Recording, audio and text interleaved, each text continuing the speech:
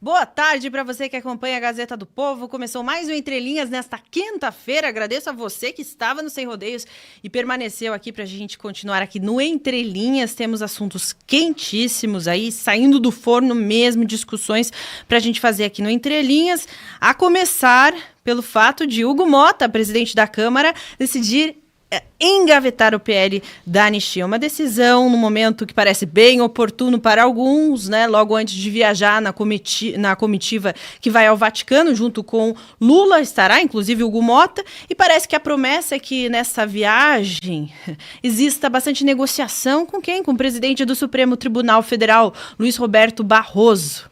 Pois é, tá tudo errado, tudo invertido. Frederico Junkert, boa tarde para você. Boa tarde, Mari. Boa tarde a todos os espectadores. A gente foi surpreendido agora, né, com essa reunião do Colégio de Líderes. Foi um momento ali que seria discutido a pauta da semana que vem e, a princípio, o PL da anistia não entrará dentre os projetos de lei a serem votados na semana que vem na Câmara dos Deputados. Essa decisão decorre em larga medida da pressão exercida pelo governo, mas não só pelo governo, mas como a Mari bem disse, pelos ministros do Supremo Tribunal Federal. Nós tivemos essa semana, inclusive no julgamento daquele núcleo 2 da suposta tentativa de golpe ocorrida no Brasil, o ministro Alexandre de Moraes fazendo aquela comparação até tosca de pessoas que invadiriam a sua casa, se você concederia anistia a essas pessoas. Então você vê que esse é um tema que acabou mobilizando os ministros do Supremo contra os deputados federais, contra as lideranças partidárias. Ontem mesmo à noite tivemos o aniversário do Marcos Pereira, presidente do Republicanos, que inclusive era o candidato que pretendia ser o presidente da Câmara dos Deputados e acabou perdendo ali para o Hugo Motta, mas que contou com a presença do ministro Barroso numa cena inclusive lamentável, o ministro Barroso cantando uma música ali. Você vê a desconexão completa dos ministros do Supremo Tribunal Federal, especialmente do Barroso, que é o presidente do tribunal, com a sociedade brasileira. Eu me recordei ontem vendo, não sei se os senhores tiveram a oportunidade de assistir essas cenas, a gente não pode reproduzir aqui por uma questão de direitos autorais, mas ali eu me lembrei muito do baile dele fiscal no final do Império, que o Império, no dia 9 de novembro de 1889, nós tivemos lá um famoso baile em que a elite do Império estava reunida ali para receber um almirante chileno. E 6 dias depois a monarquia caiu e foi instaurado ali a República no Brasil. Você vê a desconexão dos ministros ali comemorando, o ministro Barroso diante de tantas pautas, dentre elas a anistia, que tem mobilizado a sociedade brasileira diante das injustiças acontecidas no Brasil, ou o cenário econômico que a gente vê de desemprego maciço, inflação crescente, a dívida pública crescendo, estudos apontando um colapso fiscal do Brasil em 2027. E o ministro comemorando ali o aniversário com um deputado. Então você vê que o pudor foi completamente perdido, a sobriedade, o comedimento que se espera das altas autoridades judiciárias do país, e a pressão que os ministros estão exercendo sobre os deputados tem, infelizmente, surtido efeito. Com aquele famoso caso, inclusive, foi ventilada a hipótese de que, se o Hugo Motta pautasse o PL da anistia na semana que vem, eventualmente até o seu pai ter uma investigação instaurada contra o pai dele, que é prefeito no município da Paraíba, de onde ele vem, e que eventualmente ele até teria uma ordem de prisão decretada no caso de ser pautado esse PL da anistia. Então você vê que, infelizmente, essa pressão tem surtido efeito e me parece que a sociedade vai ter que se remobilizar, manter a pressão sobre os deputados para que o presidente da casa, junto com os líderes, pautem esse PL, porque a gente sabe da urgência disso, diante da grave situação em que se encontram muitos dos presos do 8 de janeiro. Pessoas, a gente falou várias vezes aqui do caso, por exemplo, da senhora Dalgisa, que está numa situação, inclusive com ideias suicidas, uma situação muito grave. O advogado dela, inclusive, fez uma denúncia na Corte Interamericana de Direitos Humanos. Então é uma situação urgente, sim, que demanda urgência e que demanda o enfrentamento pelo Congresso Nacional.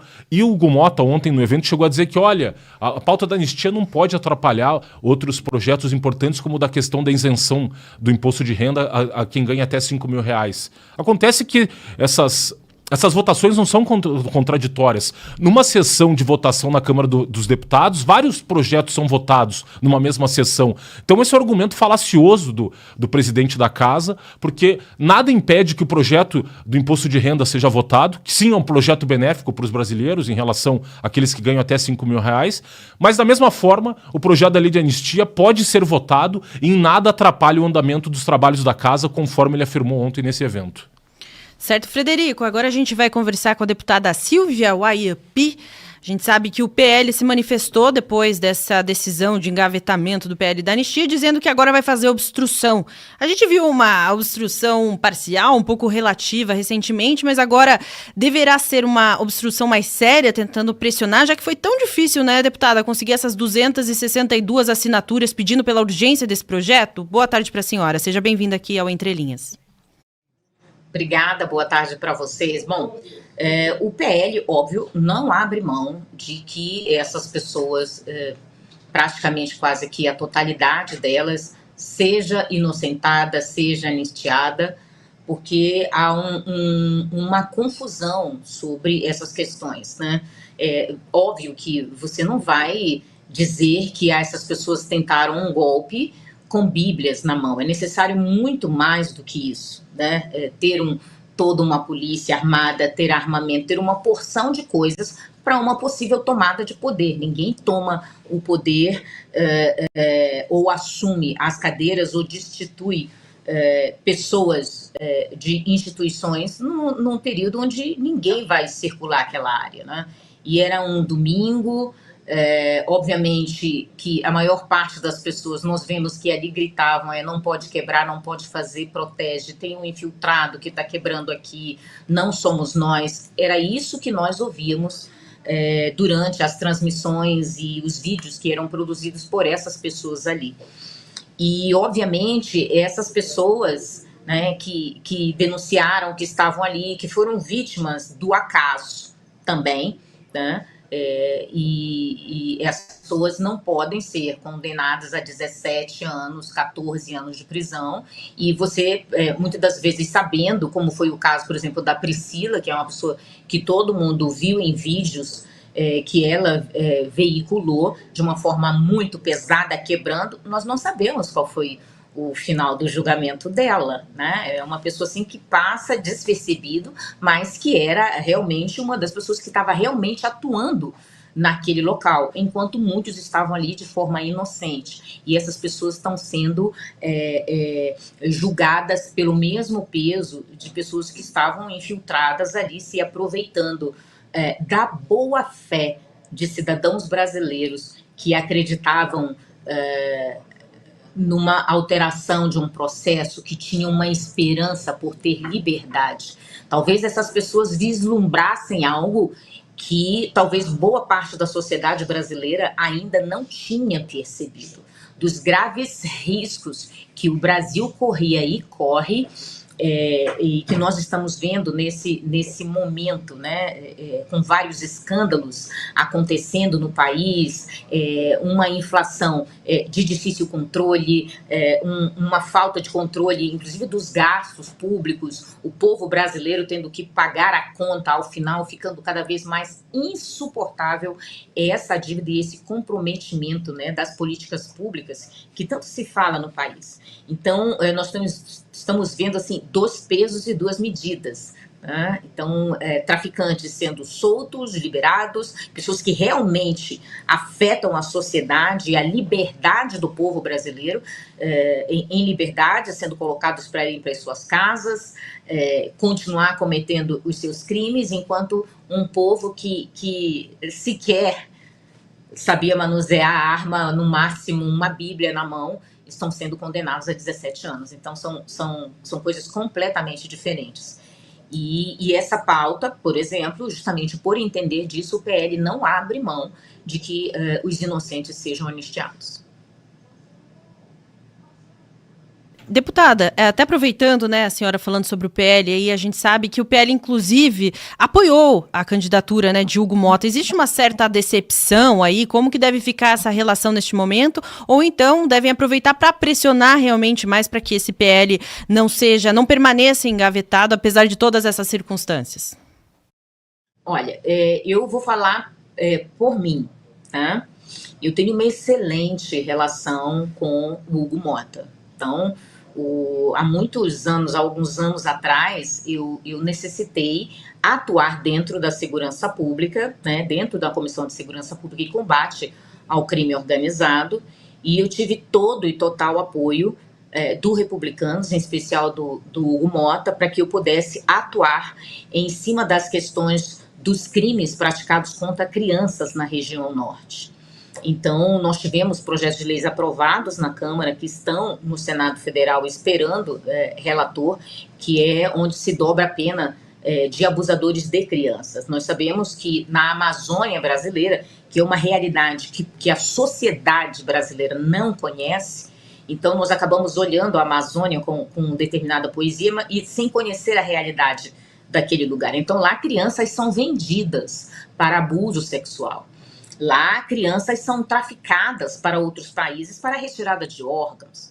Então, por entender esse processo, o Republicanos me cedeu a vaga deles na comissão para que eu pudesse defender essas crianças. Era impossível uma deputada de um primeiro mandato concorrer com tantas pessoas experientes na área de segurança pública, como ex-delegados da Polícia Federal, comandantes, ex-secretários de segurança. Óbvio que nós temos um contingente de vagas do partido para uma comissão.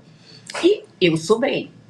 E, compreensivelmente, por entender também da minha vontade, o Hugo Mota sempre nos auxiliou para que a gente pudesse desenvolver dentro daquela comissão, nos cedendo a vaga do Republicanos. Então, eu tenho uma excelente relação com ele.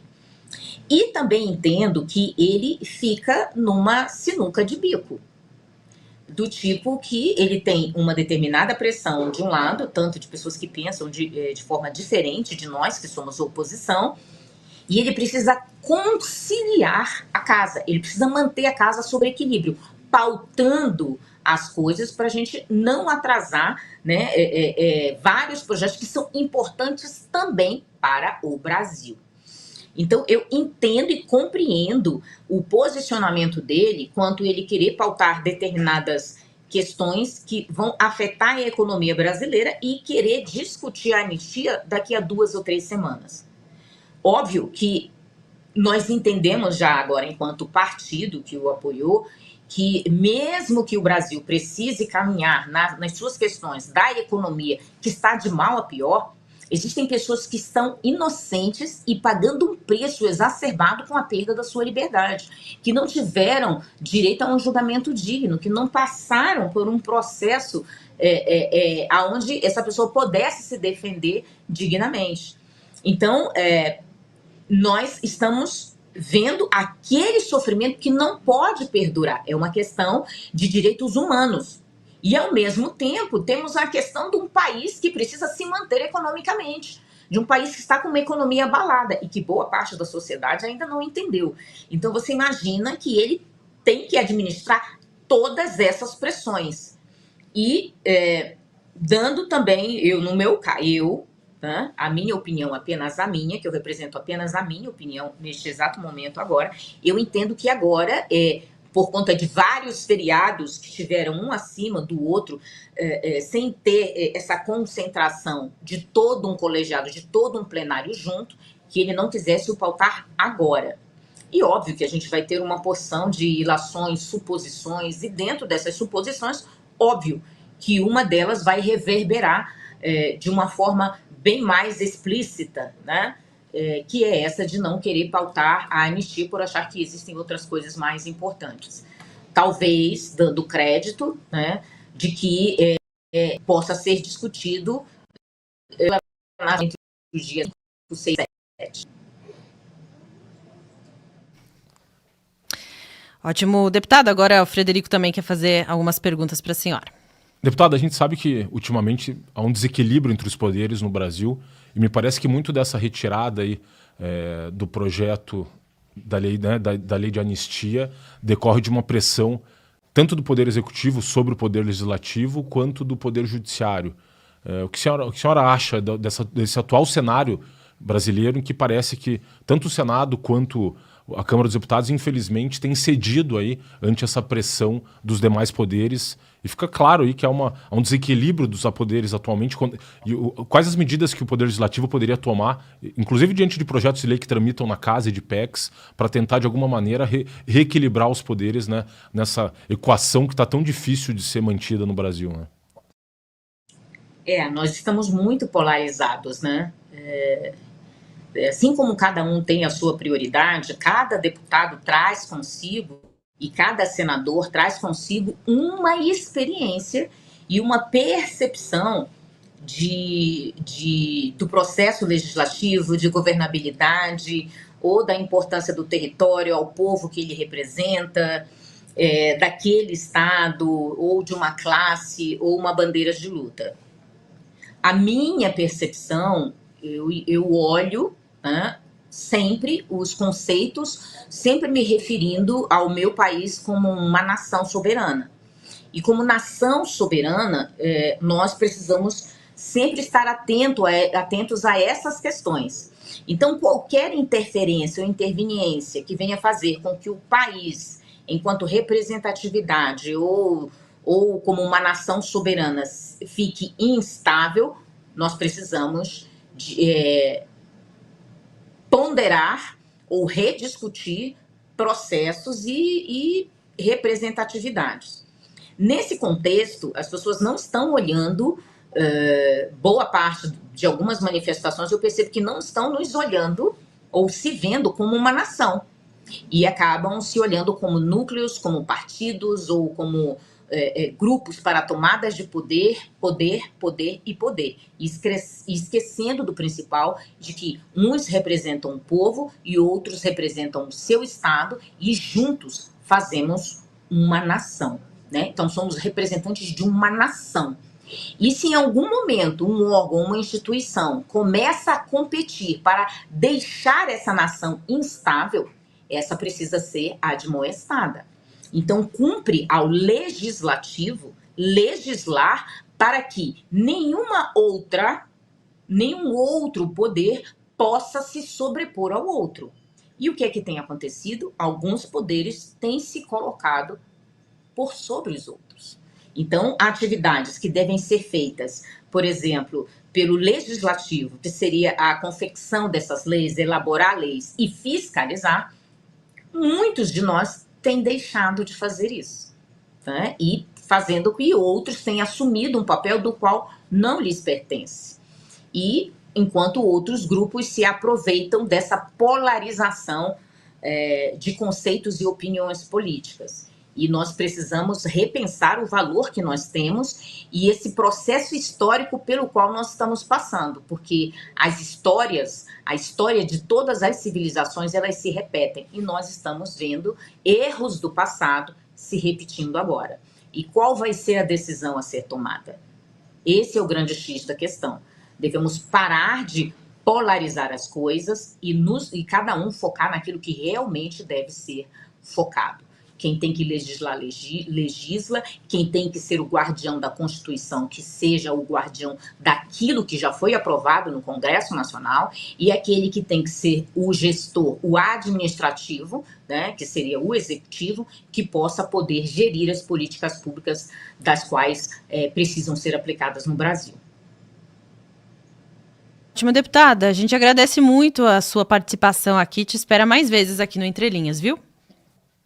Muito obrigada e vamos a uma discussão sempre na tentativa de que ela seja técnica. Ótimo, muito obrigada. Até a próxima. Bom, agora vamos receber Desirê Penhalba, direto de Brasília também, para comentar sobre toda essa situação que vemos. Hugo Mota engavetando o PL da anistia, que teve aí as assinaturas para urgência tão suadas, foi tão difícil, né? Partido Liberal ainda traz dia parlamentar em parlamentar para conseguir, agora a gente vê esse engavetamento, neste momento que parece bastante propício, aí como estávamos falando no começo do programa, logo antes de Hugo Mota compor aí essa comitiva que vai ao Vaticano, junto com Lula, Janja, Janja, né? Claro que a Janja não ia perder a oportunidade, mas também o presidente do STF, Luiz Roberto Barroso. E aí, a grande expectativa que já se comenta é que durante a viagem exista uma conversa ali entre Hugo Mota, Barroso, deixando nas mãos do STF uma decisão que é política e que deveria estar nas mãos do Congresso. É mais uma demonstração de enfraquecimento do Congresso numa pauta tão importante. Desirê, boa tarde para você. Muito boa tarde, Mariana e Frederico. Eu estava com saudade de vocês. Eu participo aqui às segundas, quintas e sextas, e a gente teve feriado tanto na sexta quanto na segunda, então estou aqui de volta depois de um tempo sem falar com vocês. Mas, infelizmente, para comemorar, a gente vem para se lamentar e trazer aqui essa análise a respeito do que a gente percebe acontecendo no Brasil. Infelizmente, né, a gente vê essa grave injustiça acontecendo no país. A gente está aqui quase todos os dias falando sobre esse mesmo assunto que aconteceu, né, o episódio que aconteceu dia 8 de janeiro de 2023, a gente vê já acontecendo, passando 2 anos e meio praticamente disso, e ainda toda essa injustiça, toda essa situação fazendo com que a gente ainda não saiba o que vai acontecer, porque afinal de contas essas pessoas sim estão sendo injustiçadas, mas aquele caminho que a gente vislumbrava que poderia ser aí um suspiro com relação à esperança para que eles possam ter um julgamento devido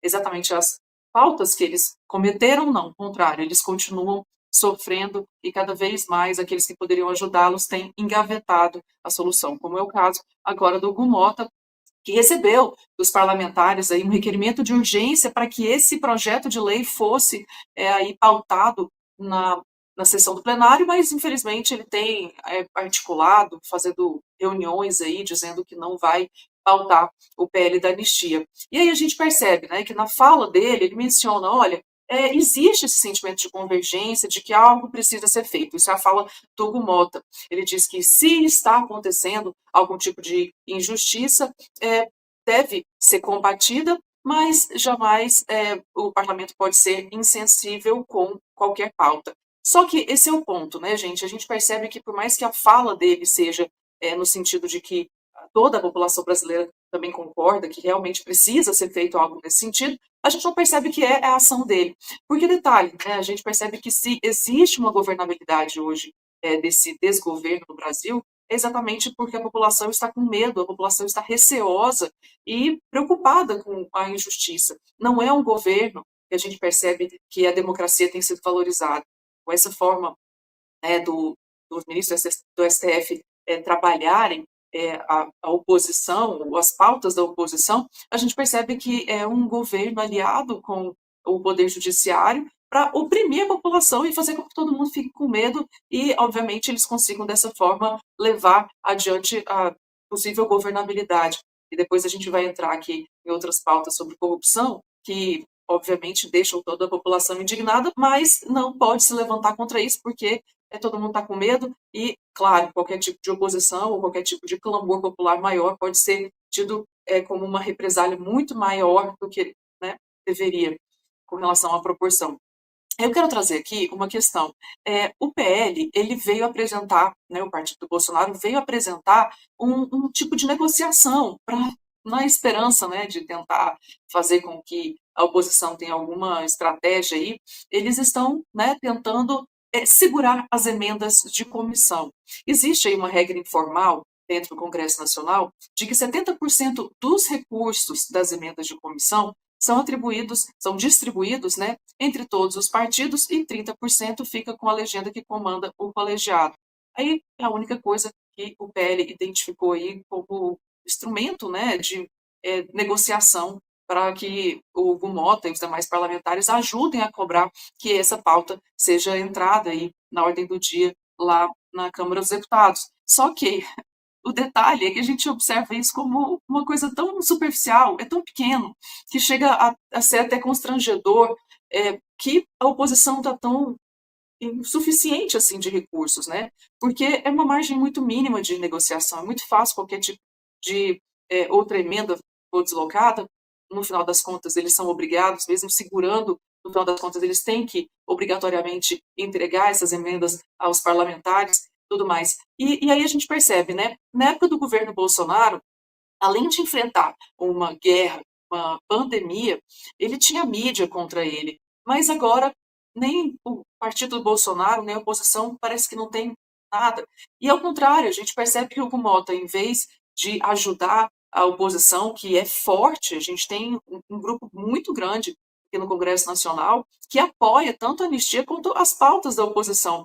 E aí a gente percebe que a posição do Hugo Mota é exatamente o contrário. Enquanto ele segura, né, o projeto de anistia na gaveta, né, ele tem favorecido projetos que beneficiam o Poder Judiciário. Para que vocês percebam que é muito pior do que a gente imagina. Ele pautou, o Hugo Mota, pautou o requerimento de urgência de ao menos 4 projetos, né, que são favoráveis ao STF. É exatamente isso que você está ouvindo. Aqui na reportagem da Gazeta do Povo, tem uma explicação que deixa a gente até indignado. Claramente, os aliados do Hugo Mota têm dito que isso é uma forma de amenizar, que eles chamam de possível crise institucional diante da pressão por parte da oposição para aprovar o PL da anistia, mas, na verdade, o que ele está fazendo é cedendo mesmo à pressão do STF e fazendo com que a gente perceba que todos os parlamentares estão de mãos atadas, abaixando a cabeça, porque não tem o que fazer contra o STF. Mas o que impressiona é o detalhe. Sabe o que um desses projetos pretende? Propor a criação de 160 cargos comissionados para os gabinetes dos ministros da Suprema Corte. Exatamente, seria um bônus aí de mais ou menos uns R$ 3.400 para os servidores da Corte, mais 160 cargos. E é tão complicado, é tão triste a gente ter que informar isso para vocês, porque essa bonificação, ela tem a expectativa de custar cerca de 7.300.000 reais por ano para o STF, somando aí o montante para o Poder Judiciário. E aí, segundo a justificativa do projeto, né, seria uma proposta de reter profissionais mais qualificados para o auxílio dos ministros.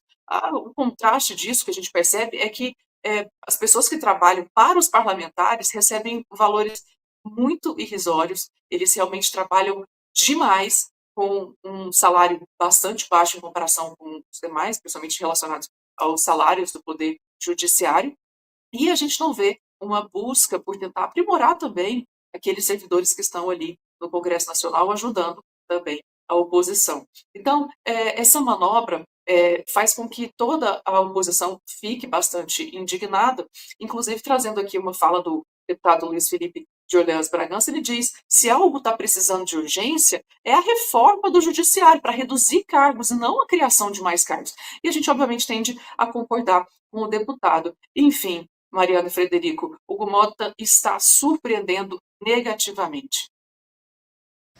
Ótimo, obrigada, Desirê. A gente já volta contigo. Vamos receber agora Homero Marchese. Boa tarde, Homero. Nesse dia quentíssimo aí para a gente discutir, né, toda essa questão. O Congresso, através de Hugo Mota, ali a Câmara, pelo menos, entregando ao STF as decisões sobre um assunto tão importante que é político e que deveria estar sendo decidido pelo Congresso. E a gente vê também o Executivo, é claro, né? A gente viu até Gleisi Hoffmann, ministra de Lula, que antes tinha dito que o Congresso podia discutir PL da anistia, depois disse que as decisões finais, na verdade, vão vir do STF. É o Legislativo e o Executivo cada vez se colocando mais abaixo do Judiciário, né, Homero? Boa tarde para você. Boa tarde, Mariana. Boa tarde, Fred. Antes de entrar com vocês ao vivo, estava procurando aqui no benefício previdenciário da minha mãe se ela havia sido lesada por esse golpe bilionário. Porque no Brasil a gente tem que se preocupar com esse tipo de coisa, né? Ser roubado pelo próprio governo. Mas esse caso da lei da anistia era esperado, Mariana e Fred. Falemos francamente. Hugo Mota teve 444 votos para se tornar o presidente da Câmara dos Deputados. Teve os votos da maioria esmagadora do PL e outros partidos de oposição, com exceção do Partido Novo, que teve o seu candidato. Hugo Mota tem 35 anos e é presidente da Câmara dos Deputados. Ele é deputado federal desde os 21 anos de idade, sendo o sucessor de uma dinastia política paraibana em que o pai o avô e a avó foram deputados, e ele é apenas mais um nessa linha. Ele é o titular de um feudo político, como nós temos em várias outras partes do país, não só no Nordeste. O que se esperaria de alguém com essa biografia? Eu pergunto a vocês, que tipo de luta o Hugo Motta já se envolveu na vida? Quais pautas a favor da justiça ou do Brasil ele já defendeu? Como é que aos 35 anos ele chega numa posição em que lhe permite, inclusive, estar na linha de sucessão da presidência, se não dominando como ninguém a arte de Brasília, que é justamente a arte da troca, do compadrio, de oferecer e ganhar em troca? Ora, quem é que está assustado com essa situação? A gente, às vezes, busca colocar uma pessoa apenas como culpada, mas, nesse caso, há muitos e muitos culpados, né, que levaram Hugo Motta à posição em que ele está hoje. E levaram Hugo Motta não de graça, porque para muita gente é excelente ser deputado federal. Você ganha a possibilidade de nomear um monte de cargo comissionado, você ganha um belo salário, uma bela verba de ressarcimento. E quem é que vai se preocupar com quem está preso injustamente há anos no Brasil, quando está ganhando dinheiro e tapinha nas costas? Essa decisão do Hugo Motta é uma decisão típica de Brasília. Uma decisão típica de um país comandado por gente que é tudo menos patriota.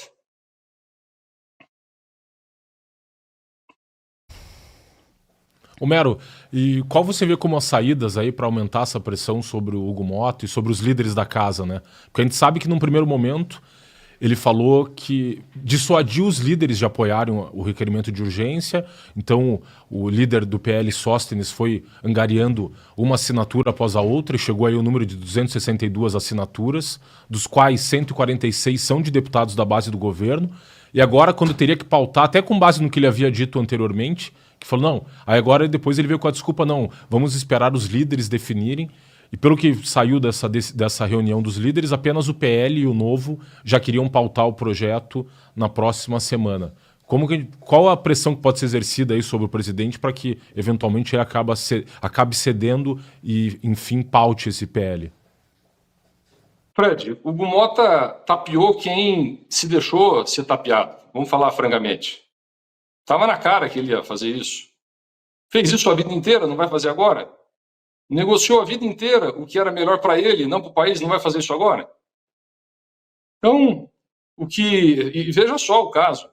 A oposição fez um ótimo trabalho, reuniu a maioria absoluta dos membros da Câmara que assinaram o requerimento de urgência.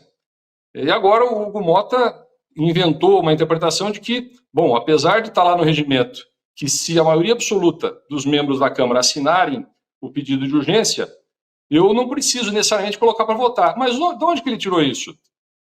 Que tipo de interpretação é essa?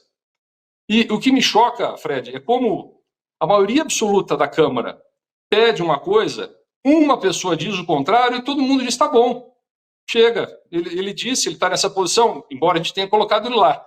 Mas se ele disse, tá dito, ora, gente, que coisa absurda. Que tipo de sociedade sobrevive num pacto em que uma pessoa pode trair 257 num colegiado? Eu espero que as pessoas decentes da oposição, que realmente estão querendo ver esse projeto ser votado, não estão fazendo teatro para a população, que agora radicalizem.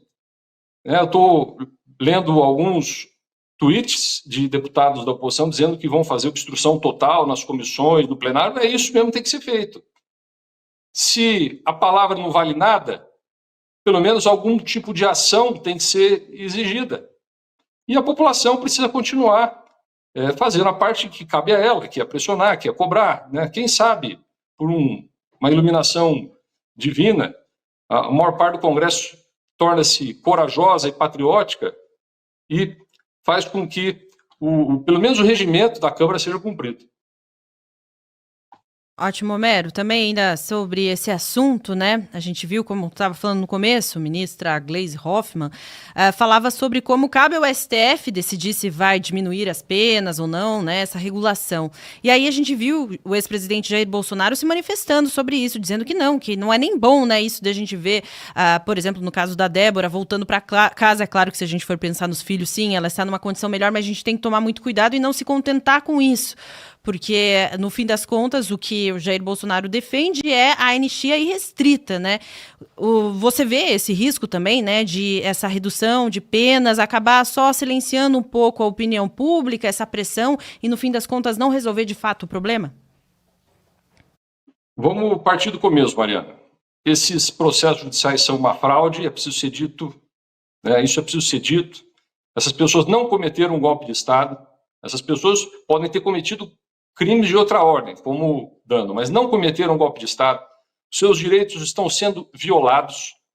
O Supremo Tribunal Federal não tem competência para julgar esses crimes. Tudo isso é uma grande fraude. Isso é preciso ser dito, né? Agora, quando houve a reação por parte da sociedade, né, boa parte da sociedade entende dessa mesma forma, porque consegue ver a realidade, o sistema começa a tentar lançar algumas iscas para que o ímpeto da sociedade diminua.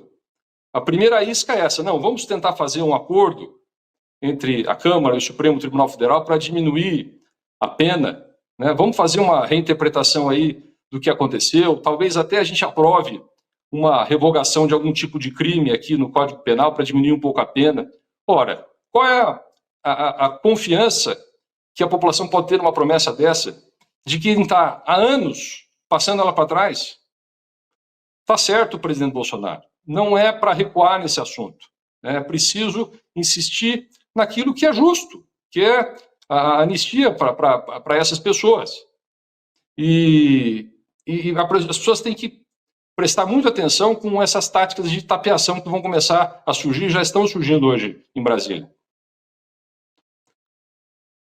Ótimo, Homero. Até você estava falando antes aí, né, da gente comentar sobre o PL da anistia, sobre esse escândalo envolvendo o INSS, que expõe aí, inclusive, indicado por Lula, irmão do Lula, né, que preside o sindicato, entre outros nomes. A gente até vê uma tentativa do governo, né, de desvincular o nome do Lula ali antes. Ontem a gente comentava sobre o afastamento do presidente do INSS, hoje o Lula quis demiti-lo, e aí começam a dizer que não, na verdade, esse ex-presidente do INSS nem foi indicado por Lula. Enfim, o governo tenta se desvincular desse novo escândalo aí. Mas como que você enxerga isso, sabendo que hoje a gente sabe que o combate à corrupção está completamente enfraquecido no nosso país? É aquela sensação de ser passado para trás dentro de casa. É a sensação que o brasileiro tem todo dia. Esse é um escândalo absurdo. 8 bilhões de reais de possível desvio nos últimos anos. Só no ano passado, mais de 2 bilhões de reais de desvio.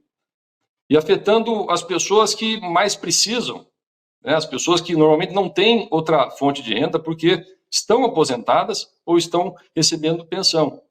E aí o INSS faz uma espécie de convênio com algumas instituições mandrakes, associações ou sindicatos, né? Essas associações mandrakes dizem para o INSS: olha, nós vamos prestar algum tipo de assessoria para os aposentados e pensionistas, nós vamos prestar assessoria jurídica, assessoria de saúde, assessoria de lazer, tá bom? Tá bom. Aí eles fazem um acordo e aí, de repente, as associações e os sindicatos começam a trazer para o INSS um monte de supostas autorizações de aposentados e pensionistas dizendo: olha, eu topo cortar uma partezinha da minha pensão, da minha aposentadoria, para mandar para essa associação, para esse sindicato, porque, afinal de contas, ele está me auxiliando.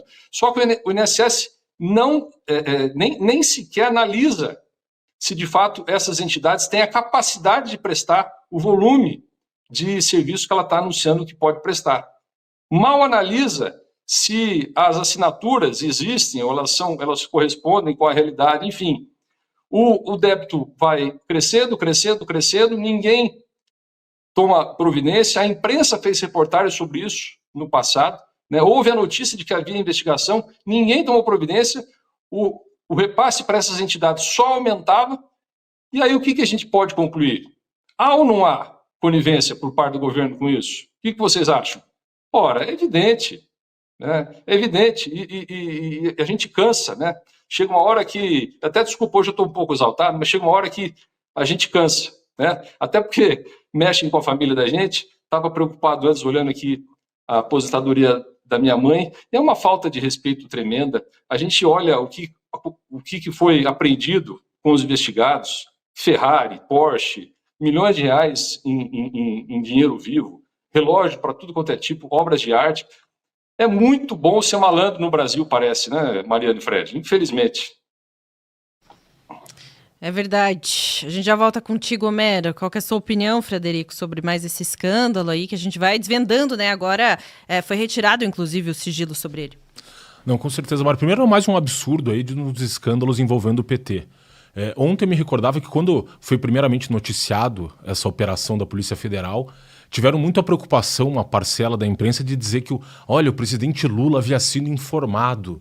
E eu recebi com estranhamento essa informação. Mas por que eles estão fazendo tanta menção a esse fato de que o Lula foi informado? Aí no meio da tarde eles anunciam que, um dos investigados é o irmão do Lula, Frei Chico, vice-presidente do Sindicato Nacional dos Aposentados Pensionistas Idosos. Irmão do Lula esse que foi o responsável por introduzir o Lula no movimento sindical. O irmão dele, que era ligado ao Partido Comunista Brasileiro, e foi quem levou o Lula para as atividades políticas no meio sindical na década de 60. Irmão do Lula esse, que, segundo apontou a Operação Lava Jato, recebeu um mensalinho da Odebrecht de 2003 a 2015, totalizando quase R$1.200.000. Ele recebia uma mesada da Odebrecht, obviamente, mediante ali uma tentativa de compra de influência perante o governo federal. Na época, o seu irmão era o presidente da República, em grande parte desse período. Então, uma das entidades investigadas nesse desvio de recursos dos aposentados e pensionistas brasileiros, que, como o Homero bem lembrou, chegou na ordem de quase 8 bilhões de reais, é o sindicato do qual o irmão do Lula é o vice-presidente.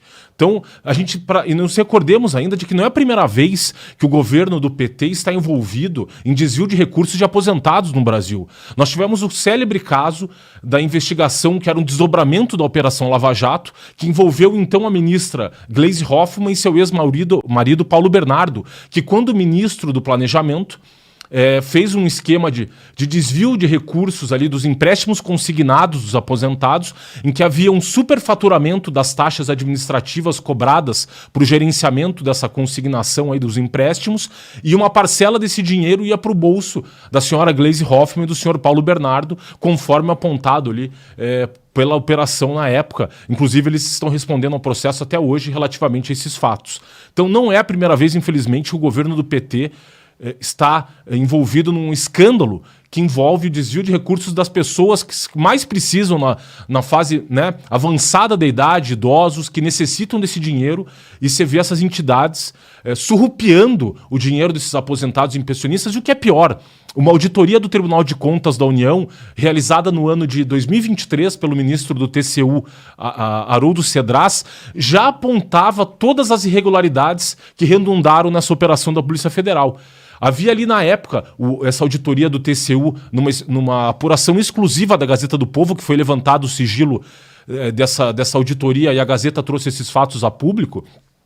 Mais de 30 mil denúncias de descontos irregulares por pensionistas e aposentados, ou seja, o governo já sabia disso desde 2023, no mínimo, e nada fez. Manteve o presidente do INSS, Alessandro Stefanato, no cargo, e só ontem que ele foi demitido, depois desse escândalo vir à tona, por meio desse cumprimento de mais de 211 mandados de busca e apreensão. Como o Homero bem lembrou, o sequestro de bens da ordem de R$1 bilhão em 14 estados brasileiros. Então esse é mais um escândalo para revoltar a população brasileira, e que se aproveitar da fragilidade de pessoas que estão numa situação que precisam desse dinheiro para comprar um remédio. A gente sabe que pessoas, idosos, que, né, uma saúde mais frágil, necessitam de cada centavo da sua aposentadoria e da sua pensão, e o governo conivente com essa roubalheira e com essa podridão, infelizmente, num grau aí que a gente viu que chegou, segundo apurações, em R$8 bilhões. Espera-se que agora, no mínimo, se suspendam esses descontos indevidos e se apure e responsabilize todos os envolvidos, né? Ótimo. Frederico, vamos ouvir agora a Desirê Penhalba, direto de Brasília, também comentando sobre esse escândalo envolvendo INSS. Desirê. Pois é, Mariana. Ontem, né, quando a gente ficou sabendo pela primeira vez que esse escândalo aí tinha sido revelado, a gente entendeu, e todas as primeiras notícias diziam que seriam 6 bilhões de reais. Agora caiu o sigilo e a gente percebe que esses descontos não autorizados de benefícios de aposentados e pensionistas chegam ao valor aí mais ou menos de 8 bilhões de reais. Então, o que a gente se preocupa é que, assim, parece que esse valor está aumentando, de acordo com, quanto mais a gente vai descobrindo, mais, né, esses valores podem ir aumentando também. É muito grave, porque esses valores, inclusive esses 8 bilhões, eles foram retirados dos pagamentos do INSS aos seus beneficiários. Eles foram repassados, na verdade, né, para entidades privadas de 2016 até 2024. Então, isso é o que já foi apurado até agora. O que a gente precisa saber é se isso realmente vai ser esclarecido de uma vez por todas, resolvido e, obviamente, as pessoas responsáveis punidas, que é exatamente o que a gente espera. Mas eu vou trazer para vocês uma questão um pouco histórica, até para vocês entenderem como é que tudo isso se deu.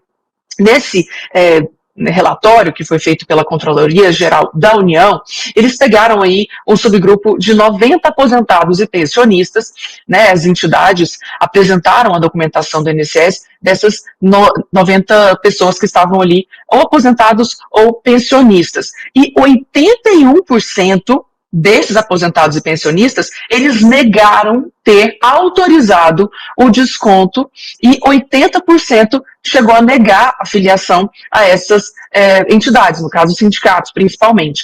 E aí o que aconteceu?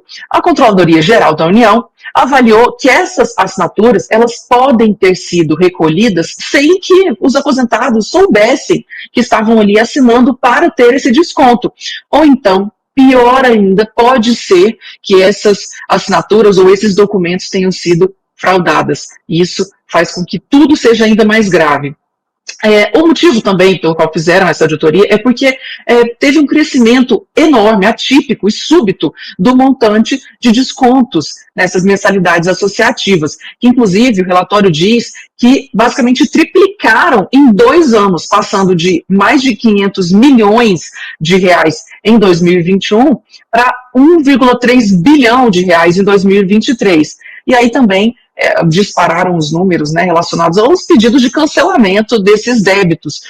De 2023, tinha mais ou menos 22 mil pedidos de cancelamento, chegando nesse mês agora, não, na verdade mês de abril, mas de 2024. No mês de abril do ano passado, 192 mil pedidos de cancelamento.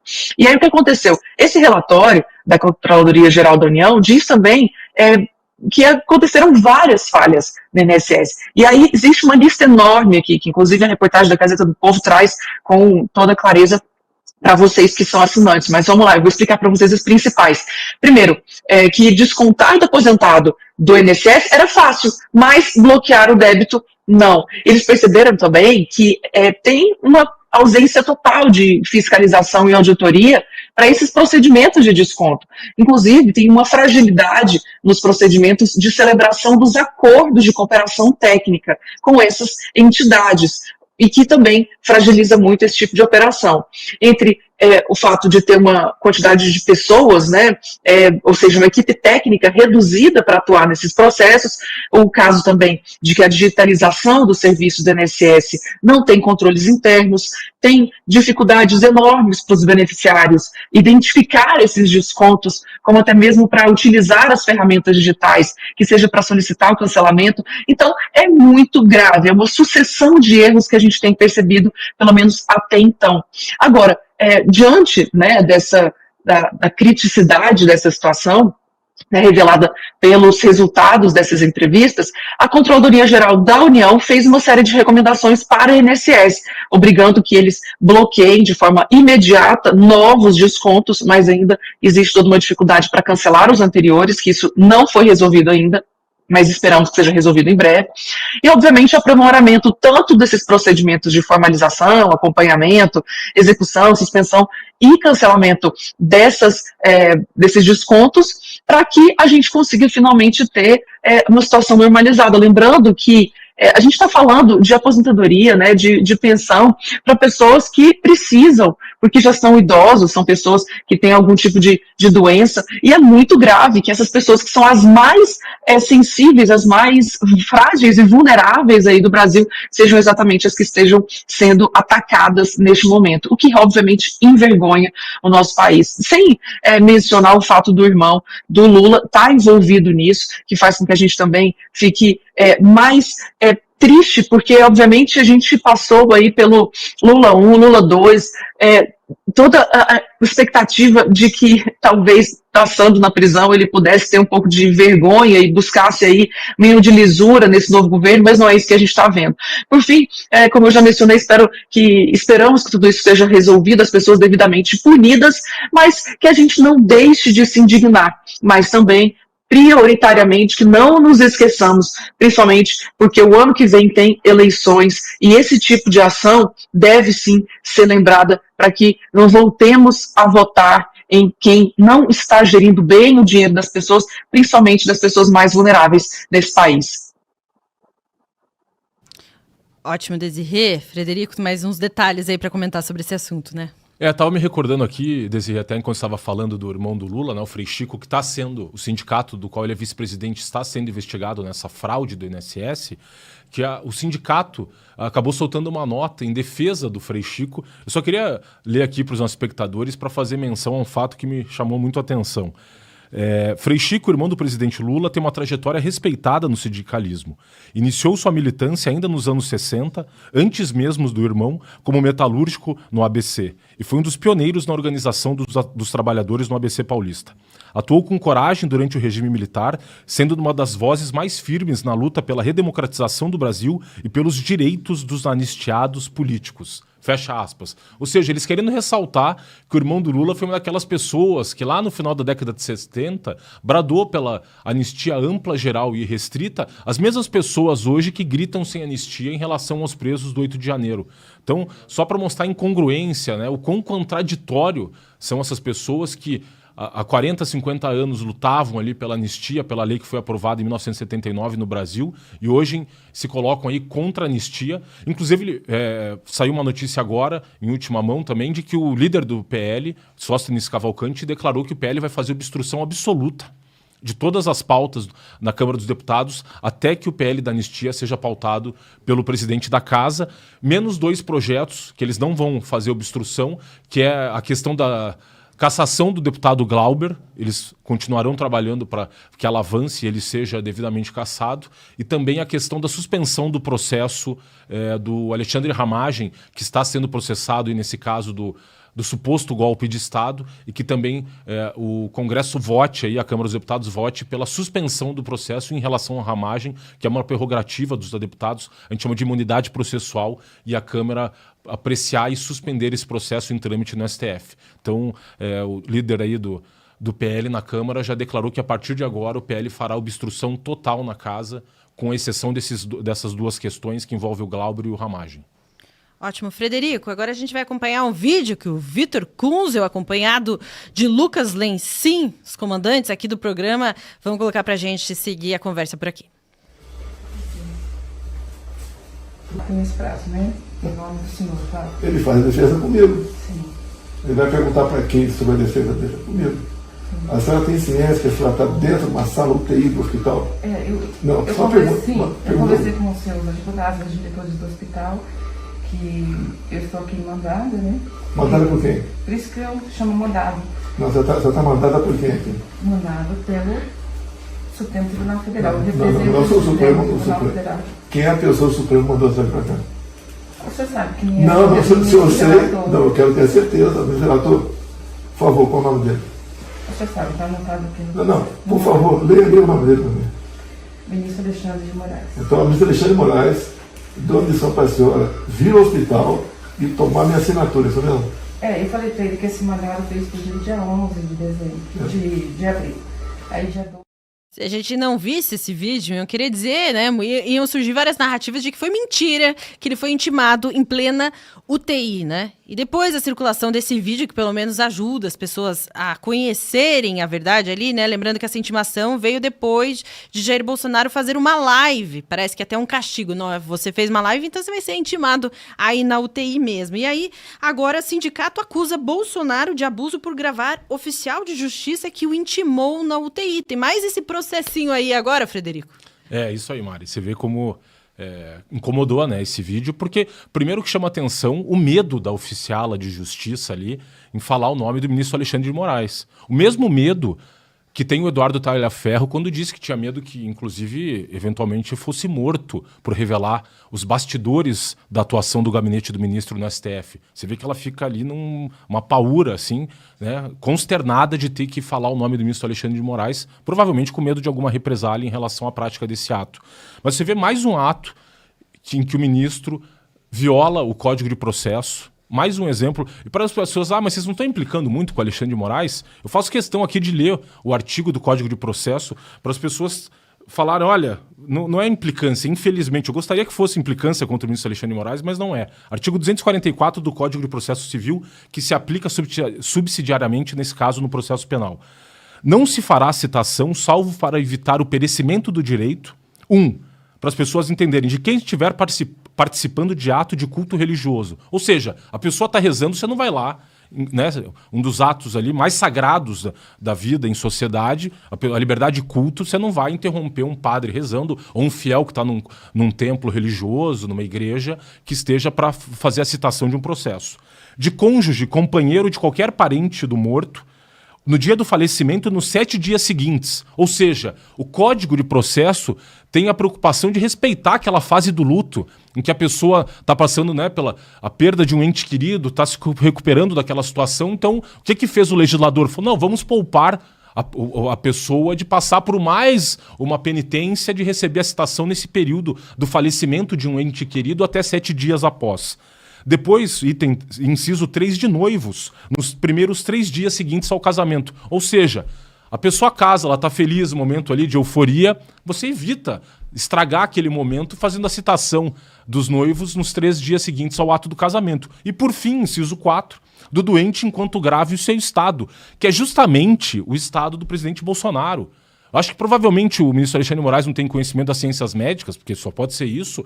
Se quando você está na UTI, a unidade de terapia intensiva, justamente porque você está com a sua saúde no momento mais frágil e exigindo cuidados permanentes por uma equipe multidisciplinar, fisioterapeuta, enfermeiro, médico, que é o caso do presidente Bolsonaro. Ele está numa sonda ali, você vê ele, uma situação que a gente tratou aqui anteriormente, de uma situação do intestino obstruído, que demanda dias, semanas para ele se recuperar plenamente, tem que fazer uma dieta restrita, e ali você vê o ministro simplesmente desrespeitando esse artigo 244 do Código de Processo, cumprindo esse ato de citação do ex-presidente Bolsonaro, enquanto ele está numa situação dentro da UTI, como uma represária, porque no dia anterior ele havia feito uma live. Uma live que ele fez por videoconferência, por meio do celular. Não havia pessoas ali presentes na UTI. Ele estava fazendo com seus filhos e os filhos à distância. Ou seja, ele estava, obviamente, tanto que teve imagens, inclusive, de que a pressão dele aumentou durante a presença da oficial de justiça ali, porque realmente ele não está com a saúde, em pleno gozo da sua saúde nesse momento. Então você vê mais uma vez a mesma reação que o ministro Alexandre de Moraes teve quando o governo da Espanha negou a extradição do Oswaldo Eustáquio, soltando aquele traficante búlgaro. Ele quis agora se vingar o Bolsonaro fez uma live, vou aqui me vingar e praticar esse ato de citação do presidente na UTI. E em relação à nota do Sindicato dos Oficiais de Justiça de que o presidente Bolsonaro não poderia ter feito essa gravação, não é verdade. Aquilo ali é um ato público, portanto, um ato acobertado pelo princípio da publicidade. O artigo 37 da Constituição diz: um dos princípios da administração pública no Brasil é a publicidade, portanto, todo ato público praticado no Brasil, em regra, ele tem que ser conferido a publicidade e transparência esse ato. Portanto, o presidente Bolsonaro poderia registrar esse momento até por uma proteção dele, até porque por uma questão Se ele vai questionar a legalidade desse ato depois, com base nesse artigo 244 do Código de Processo, ele tem que comprovar que o ato foi praticado em desacordo com a lei. Como é que o presidente Bolsonaro pode fazer isso? Registrando esse ato por meio do vídeo, como ele fez. Então ele está se resguardando, tanto assim que o próprio advogado dele, ontem, soltou uma nota no Twitter, que eu faço questão aqui de ler um trecho, denunciando essa prática desse ato em contrariedade ao Código de Processo. Ele diz aqui, o Dr. Paulo Cunha Bueno, advogado do presidente Bolsonaro, que na data de hoje o presidente Bolsonaro foi surpreendido com a inédita diligência da oficiala de justiça nas dependências da área mais restrita e esterilizada do hospital, visando citá-lo sobre a decisão de recebimento da denúncia e intimá-lo a apresentar sua resposta à acusação no prazo de 5 dias nos autos da ação penal. Digo inédita porque o Código de Processo Penal é explícito em determinar a impossibilidade de realização da citação do doente em estado grave, condição que é notório, lamentavelmente, hoje acomete o presidente. A proibição de realizar-se citações nessas condições particulares deita raízes no princípio da dignidade da pessoa humana e recorrentemente reivindicado pela Suprema Corte em diversas decisões. Para a lei da violação ao impedimento legal, que fere o dito princípio, é de se indagar qual a real necessidade e urgência concreta de se tomar tal providência invasiva, vez que o presidente jamais se esquivou de qualquer chamado ao longo da investigação. Tenho dito e redito ao longo dos últimos 2 anos, período em que venho patrocinando a defesa do presidente, que decisões dessa ordem e com esse grau de excepcionalidade não colaboram, aliás, prejudicam sobremaneira a credibilidade de uma ação que, dadas as suas características, será sempre testada e questionada em relação à observância do devido processo legal. A defesa cumprirá o prazo legal, a despeito da dificuldade que a condição hospitalar do presidente impõe à interação cliente-advogado. Isso, inclusive, dificulta, obviamente, a defesa do presidente. A gente sabe, ainda mais nesse momento em que o advogado está elaborando a defesa, é importante que ele trave contato com o seu cliente. E o presidente, nessas condições em que ele se encontra, hoje, inclusive, teve o hospital soltou um boletim hospitalar relatando que houve um aumento da pressão dele e ele, inclusive, está fazendo novos exames, inclusive com uma piora das condições dos rins dele. Estão apresentando uma situação muito gravosa. Então você vê que o objetivo claro do ministro ao praticar esse ato ali também é dificultar, mais uma vez, fora que a gente já tratou aqui algumas vezes os inquéritos físicos que dificultam o acesso da defesa aos autos, vulnerar a defesa do presidente nesse momento em que o advogado precisa estabelecer contato com o seu cliente e está impedido diante da condição do presidente na UTI, em que a gente sabe que a visitação, inclusive, está muito limitada, só parentes muito próximos e tem todas aquelas questões de necessidade de esterilização do ambiente e não procede essa crítica dos sindicatos oficiais de justiça de que o presidente não estivesse resguardado, que ele pudesse fazer a gravação, inclusive porque, me recordo aqui, da decisão do Supremo Tribunal Federal na DPF 635, porque se obriga hoje que os policiais utilizem câmeras em todos os seus atos, né, para deixar registrados eventuais práticas de abuso de autoridade, por exemplo. Então, por que, nesse sentido, um acusado não pode gravar, inclusive o oficial de justiça, para que, eventualmente, se um ato seja praticado mediante abuso de autoridade, fique registrado e depois a pessoa busque a responsabilização do agente público que atue aí em excesso? Boa. Frederico, agora a gente chama Homero Marquesi. Homero, não basta ser intimado em plena UTI, tendo aí suas condições depois agravadas de saúde, ainda deve ser processado por ter publicado um vídeo que comprova que isso aconteceu? Eu acho que o Frederico foi perfeito nas explicações dele sobre o porquê que a nossa legislação proíbe a citação de pessoas doentes em situação como está do presidente Bolsonaro, que fez muito bem em ter gravado o episódio. Aliás, a suposta revolta do sindicato e da associação dos oficiais de justiça é mais política do que verdadeira, até porque a oficial de justiça estava com uma máscara, ninguém sabe quem é a oficial de justiça a não ser ela própria. Um dos principais motivos para proibir esse tipo de citação é garantir um direito de defesa adequado. Porque alguém que está numa situação como a do presidente Bolsonaro, que mal consegue comer, a não ser por uma sonda, como é que ele vai conseguir falar com o seu advogado que vai lhe representar nesse processo? E isso é fundamental. O Fred, advogado, também sou. Isso é talvez a parte mais essencial da nossa profissão, é poder ouvir o cliente para defendê-lo adequadamente. Então, o advogado agora vai receber a citação, né? Vai ter um prazo para responder, e como é que ele vai ter o tempo adequado com o presidente Bolsonaro, que está numa cama de hospital, para poder orientar a sua defesa. É mais um abuso, dentre tantos, do ministro Alexandre de Moraes, né? E dá para ver claramente que o ministro Alexandre de Moraes age de forma sempre baseada no ódio, no sopetão, na revolta, na raiva, né? Agora ele revogou aquela determinação de prisão domiciliar para o traficante espanhol. Passou a raiva, ele acalmou-se e agora viu o erro que tinha cometido e revogou a concessão da prisão domiciliar. Mas e nesse caso do presidente Bolsonaro, em que o prazo já começou a correr? Nós não podemos ter mais no Brasil, isso é inadmissível, uma autoridade desse calibre trabalhando com base na sua bile, no seu ódio. Ele deveria aplicar a lei, mas tudo que ele faz é aplicar a sua vontade pessoal. Chega disso, é inadmissível. Não dá mais para acontecer. Só que enquanto um número suficiente de pessoas não se revoltar contra isso, ele vai continuar fazendo, infelizmente. Ótimo, Homero. Agora vamos ouvir a Desirê Penhalva também sobre esse assunto, né, Desirê? Tem repercutido bastante nas redes sociais, ainda mais nesse contexto que a gente sabe de tentativa de regular as redes sociais, querem censurar de qualquer forma todo o conteúdo, né?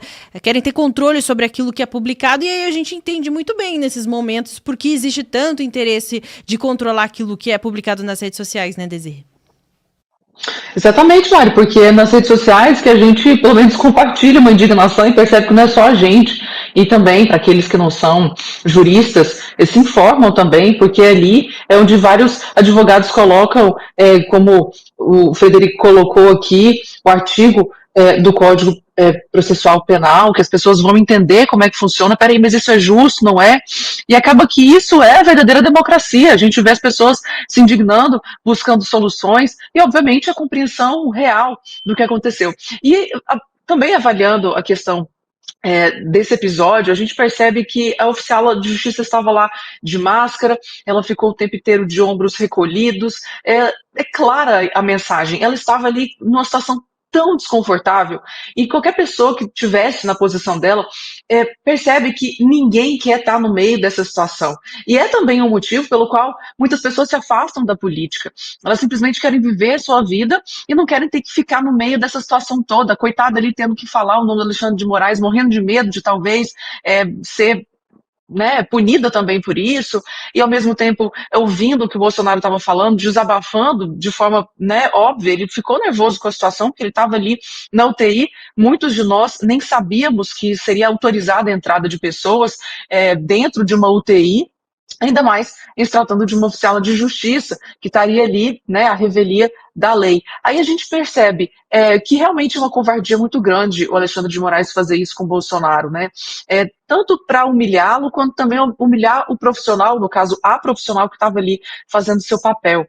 E aí a gente vê, nessa notícia que saiu, que as entidades estão querendo processar o Bolsonaro. Na verdade, essas entidades estão dizendo que vão dar todo o apoio necessário a essa oficial de justiça para que ela possa aí adotar as medidas judiciais cabíveis para a responsabilização dos atos que ela poderia sentir de ter sido constrangida ou intimidada. Mas o caso é que ela não estava ali intimidada especificamente pelo Bolsonaro, mas pela situação que foi imposta pelo Alexandre de Moraes. E se houvesse motivo ou alguém que pudesse ser responsabilizado pela situação que a oficial passou, seria o Alexandre de Moraes, não o Bolsonaro, que o Bolsonaro estava ali simplesmente recebendo e comentando com ela, mas registrando a situação, que ele estava também muito consternado.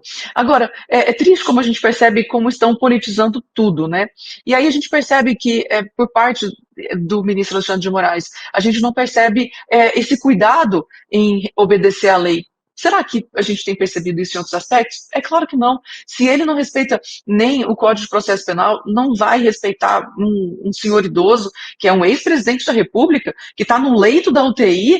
Ele vai respeitar a Constituição Federal, famílias, a dosimetria de pena desses réus do 8 de janeiro, a democracia? É claro que não. Então é muito triste que a gente veja tudo isso acontecendo e principalmente os impactos disso na saúde do Bolsonaro. Se a intenção seria constrangê-lo, humilhá-lo e torná-lo ainda mais frágil com relação à sua saúde, é o que está acontecendo. Então, que a gente possa aí rezar pela saúde do Bolsonaro para que ele possa conseguir sair melhor dessa situação e que ele consiga se defender e aí continuar lutando pela democracia, pelo respeito à oposição, pelo respeito a todas essas pautas conservadoras que, bem ou mal, hoje ele representa muito bem. Mariana?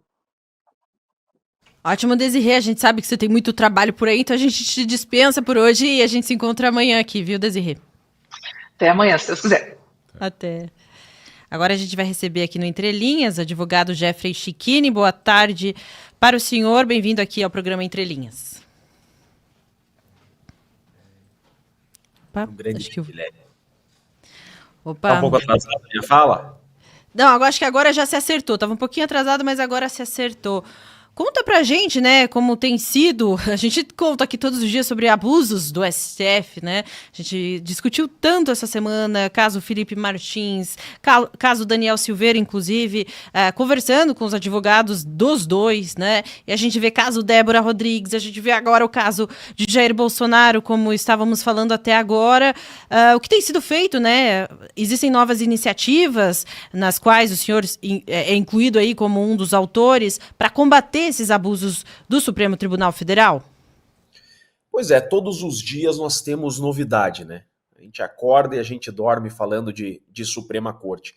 O Brasil é o único país do mundo que se fala tanto de Suprema Corte e, com toda certeza, o único país do mundo que o cidadão comum sabe o nome de um ministro da Suprema Corte. Não é novidade para ninguém que estamos em um estado de exceção.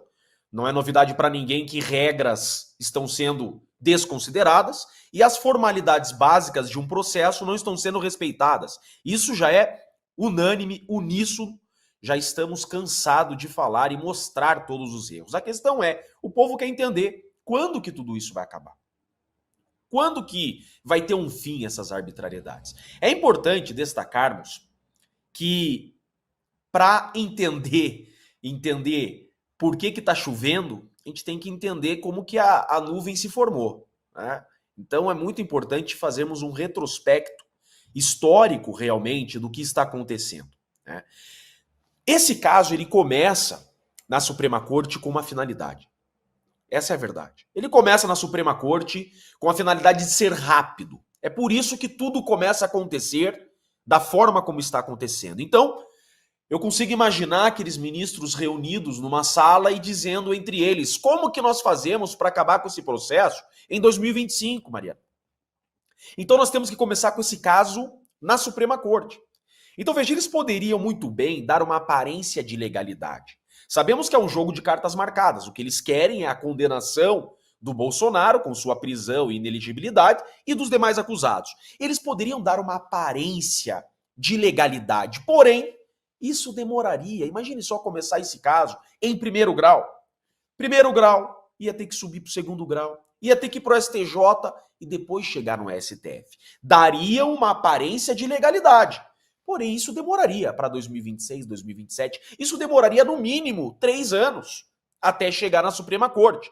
Eles precisam resolver esse caso em 2025. Então, eles criam uma competência da Suprema Corte. Essa é a verdade. Desde 2005, tem o entendimento, consolidado em 2018 de forma pacífica na Suprema Corte, que ex-parlamentar não tem prerrogativa de foro. Por quê? Aquilo que chamavam, Mariana, de foro privilegiado, que agora tem que colocar em desuso esse termo, porque o privilégio é não ser processado no STF, né? Antes, era um foro privilegiado ser processado no STF. Hoje é o contrário. Então, o entendimento é, ex não tem prerrogativa de foro. Por quê? Porque a prerrogativa de foro está na cadeira e não a pessoa. Por exemplo, o deputado que sai da cadeira para assumir o ministério, ele perde a prerrogativa de foro. Porque o foro de ser julgado no STF é da cadeira. Então, o ex não tinha essa prerrogativa. Mariana, exatamente um dia antes da PGR emitir um parecer sobre as defesas, então veio a denúncia, que é a acusação, as defesas apresentam resposta à acusação, que é a primeira defesa, e vem um parecer do Ministério Público, né, da PGR, sobre as defesas. Um dia antes desse parecer, o STF muda esse entendimento. Um dia antes, e diz: ex-presidente agora é julgado no STF. Veio o parecer da PGR e fala: as defesas estão dizendo aqui que o entendimento do tribunal era que ex não é julgado no STF, agora assunto encerrado. Não assiste mais razão à discussão às defesas. Ontem o STF disse que ex-presidente aqui no STF, discussão que se encerra. E esse caso, então, se consolida na Suprema Corte. Só que pode ser que estando no plenário, esse caso não termine em 2025. Aí nasce mais um problema para eles, que o Fux está expondo agora. Por exemplo, se esse caso está no plenário, onde tem 11 ministros, pode ser que dê errado a estratégia de ser um processo rápido. Imagine só se o André Mendonça, por exemplo, pede vista. Se o André Mendonça pedir vista e sentar no processo, não termina em 2025. Só que, se eles estão considerando que ex-presidente tem que ser julgado como se presidente fosse, teria que ser no plenário.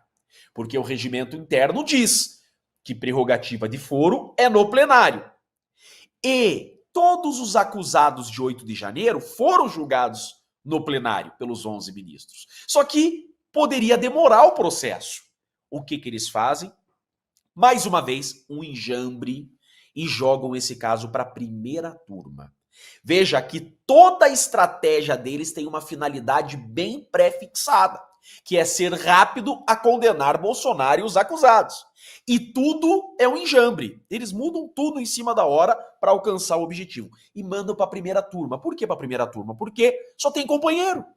A vítima, que é o Alexandre de Moraes, o Flávio Dino, que é parcial, porque esteve no local dos fatos no 8 de janeiro como autoridade da segurança pública, não poderia ser o juiz. Zanin, o Fux. Então, leva para a primeira turma, que não tem Nunes Marques e André Mendonça, a gente não corre o risco de alguém pedir vista. Mais uma estratégia para ser mais rápido. Não bastasse, semana passada agora, eles adotam mais uma estratégia para ser ainda mais rápido. E dizem: nós, tribunal, não vamos intimar as testemunhas das defesas por oficial de justiça. Eu estava acompanhando aqui agora, vocês estavam mostrando um vídeo da oficial de justiça intimando, citando o Bolsonaro. Nesse processo, as testemunhas que o Bolsonaro indicar não serão intimadas dessa mesma forma por oficial de justiça. Nós, das defesas, teremos que levar nossas testemunhas pela mãozinha. Como que eu vou levar o G. Dias, por exemplo, que eu indiquei como testemunha? Não tem como. Então, esse é o primeiro panorama para as pessoas entenderem por que está acontecendo o que está acontecendo. Por que essas ilegalidades? Porque eles têm pressa. E se eles seguirem o rito comum como deve ser, como ocorre normalmente para traficante, para estuprador, para ladrão, esse processo não termina em 2025. Já não ia terminar se fossem ouvir as nossas defesas. Agora que eles não vão ouvir as nossas defesas, pode ser que termine em 2025. Então veja, como que eu posso dizer para as pessoas hoje que há esperança nesse processo? Que há uma possibilidade, uma chance de que alguém seja absolvido? Como que eu vou dizer isso se está nítido tratar-se de um jogo de cartas marcadas, escancaradamente de cartas marcadas, porque desde o nascedouro desse caso, mudaram todas as regras, que desde que o Código Penal e Processo Penal existe, para que esse caso seja rápido. Está escancarado, eles não estão dando, Mariana, um mínimo de aparência de legalidade para esse caso. Ótimo, muito obrigada, doutor Jeffrey. A gente agradece muito a sua participação e até a próxima vez aqui no Entre Linhas. Eu que agradeço, um grande abraço para vocês. Tchau, tchau. Abraço, até a próxima. Agora a gente volta com o Homero Marchese. Como estava descrevendo aí doutor Jeffrey Schichini, Homero, o que se observa é que existem vários alvos aí, mas que na verdade servem de base, né, para aquele alvo principal que parece ser, tudo indica que é Jair Bolsonaro, e é por isso também que não dá para, né, eles não querem aliviar muito para o pessoal os presos pelo 8 de janeiro, porque eles são a base da narrativa de que houve tentativa de golpe, né, mas o alvo principal é de fato Jair Bolsonaro, Homero? Mariana, como o maior nome da direita brasileira, Bolsonaro é o alvo principal. Mas o alvo, desde o início desses inquéritos eternos no STF, é a direita brasileira. São jornalistas, são deputados, são empresários que têm uma maneira de ver o mundo que é diferente dos ministros do STF, pelo menos da maior parte deles, e, portanto, os ministros entenderam que aquilo poderia ser uma dificuldade para um plano de remover a direita do poder do Brasil. Nós precisamos falar a verdade. Eu fui censurado pelo Supremo Tribunal Federal, e conheço bem esses inquéritos. Frederico foi advogado nesses inquéritos, conhece bem esses inquéritos. O Jeffrey estava falando sobre eles, também conhece bem esses inquéritos. Eles são armas políticas para tirar do jogo opositores identificados pela Suprema Corte. Há muito tempo eles deixaram de ser qualquer tipo de instrumento para fazer justiça. E isso é péssimo, não só para os alvos, mas é péssimo para o Brasil. E tem muita gente que celebra esse tipo de coisa, porque está atingindo os seus opositores, os seus adversários, mas não está percebendo o mal que isso faz para o Brasil como um todo. Isso vai ter repercussão por anos a fio. Essa insegurança jurídica, essa maldade, essa imprevisibilidade vão determinar a vida de todos os brasileiros, não só aqueles que foram afetados. E isso se o alvo, mais para frente, não mudar de direção, né? Porque normalmente isso acontece. Normalmente quem está apoiando medidas violentas acaba sendo vítima dela, né? É um período triste, um período negro da história do Brasil, que a gente espera que passe, né? E que as pessoas que estão fazendo isso possam no futuro também ser responsabilizadas, para que o Brasil possa acertar as suas contas com a justiça. Ótimo, muito obrigada, Homero Marchese, pelas suas sempre excelentes análises. A gente espera na semana que vem aqui no Entre Linhas. Eu que agradeço, Mariana. Um grande abraço a você, ao Fred, a todo mundo que nos acompanhou. Até logo. Um abraço. Obrigada, até. Antes de me despedir aqui do Fred, vou deixar um recado para você. Você pode assinar a Gazeta do Povo por apenas R$ 1,90 por mês pelos 6 primeiros meses. É um descontaço aí de R$ 27,90 por apenas R$ 1,90 por mês. Nesse Brasil caótico, com a economia do jeito que tá, a gente sabe que é bem difícil ter algo tão barato assim. E por esse valor você tem acesso ilimitado a todo o nosso conteúdo exclusivo. Então acesse gazetadopovo.com.br/oferta ou então aponte aí a câmera do seu celular para esse código que você vê aqui na tela. Obrigada pela companhia, Frederico, suas sempre excelentes análises também. Obrigado, Mari, obrigado a todos os espectadores e até amanhã. Até amanhã, fiquem todos com Deus. Amanhã a gente espera vocês, às 3h tem Entre Linhas. Logo antes, 1h30 Sem Rodeios. Ainda estou no Sem Rodeios até a volta da Rossana Bittencourt. Então espero vocês na tarde de amanhã. E não percam todo o resto da programação da Gazeta do Povo, que começa com Café com a Gazeta, com o excelente Gui Oliveira e Lucas Saba, logo cedinho. Não perca a programação especial da Gazeta do Povo. A gente espera vocês amanhã. Fiquem com Deus e até lá. Velas brancas com uma cruz vermelha surgiram no horizonte. Por quê? Você já se perguntou se te contaram a verdadeira história do descobrimento do Brasil?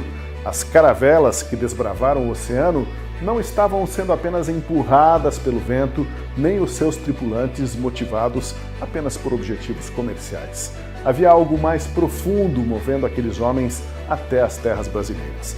Algo que nem os historiadores, nem os livros dão a devida importância, mas que a Gazeta vai contar a você.